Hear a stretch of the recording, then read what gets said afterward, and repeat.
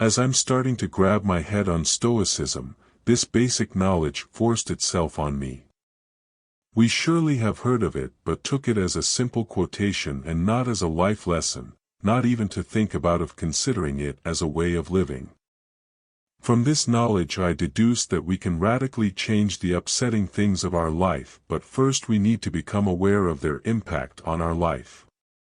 When we live in emotional stress, in frustration, in anger, in short, in all those negative emotions, we get used to them. So, as we live with them and them within us, we accept and embrace and even normalize them to the point that we confuse ourselves to them. We become one and indivisible being, taking that target everywhere we go. The development of emotions in our life usually goes like this. They start out of a small thing or frustration. We ruminate them. We talk about them to everyone who is willing to listen. We see the reason for it almost everywhere. So, we get used to them. Therefore, we normalize them, to the point that we no longer realize their existence. We are thereby defined by them.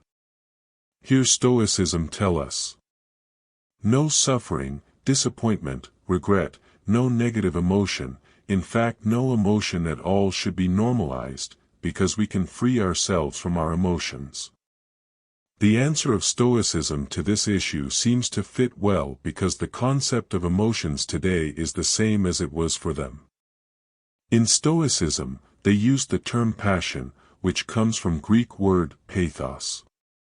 Passion or pathos is something that is imposed to us.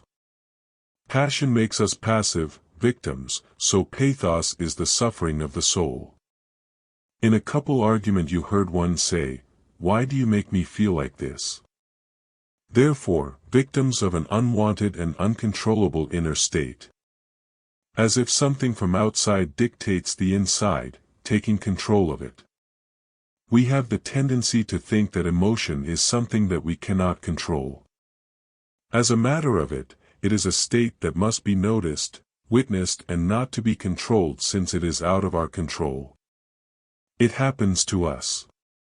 We are not responsible for it. Well, for the Stoicism, we are responsible of our emotions because they are the results of judgments. They are the results of our judgments of the world, of others and even of ourselves.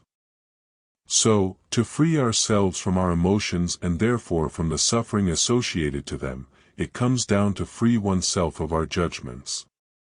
As Epictetus said, "What trouble men are not the things that happen to them but their judgments of those things." This sums up everything.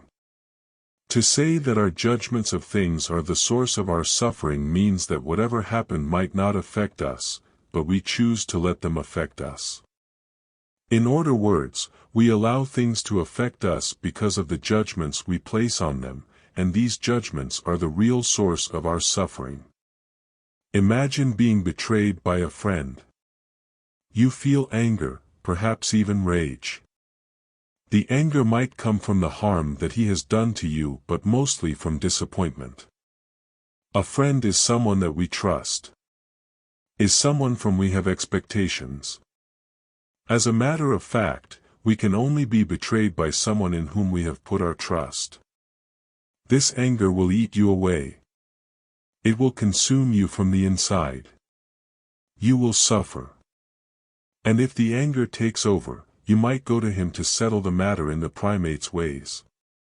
The consequence of this betrayal will be in any case an emotional reaction.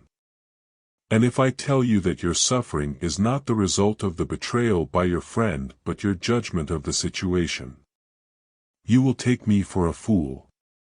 Because in your defense you might say that you have done nothing wrong, it is his betrayal that makes you suffer. Well, for Stoicism, you are responsible. You are indeed responsible for your suffering because you expected this friend to behave in a way that you were not capable of controlling. The betrayal of your friend is none of your responsibility because his action is your will or intention, that is his own choice. But to be affected by something that does not depend on us, it is to condemn oneself to grief. Thank you for listening to this. What do you think of this philosophy? Please comment and be ready for part 2.